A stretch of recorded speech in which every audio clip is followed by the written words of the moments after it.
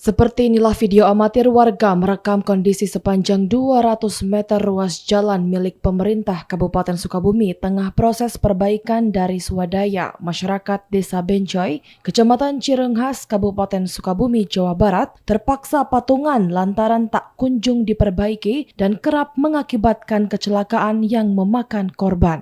Menurut warga setempat, Lili Somantri mengatakan, selain dampak dari jalan rusak di musim kemarau, juga menyebabkan debu bertebaran terhembus angin atau kendaraan yang melintas, membuat di rumah warga turut terdampak. Agar tidak terus diterpa hembusan debu dan rawan kecelakaan, masyarakat berinisiatif memperbaiki ruas jalan Cirenghas dari anggaran swadaya cukup besar.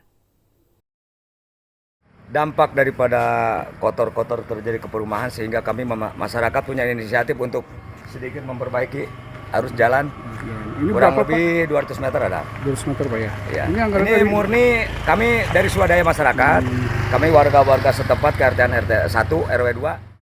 Sementara itu, Kepala Desa Bencoy Hasanuddin mengaku prihatin dengan kondisi sepanjang jalan Kecamatan Cirenghas. Pihak pemerintah Desa Bencoy tidak bisa berbuat banyak sebab jalan tersebut milik pemerintah Kabupaten Sukabumi. Kita juga sebagai pemerintah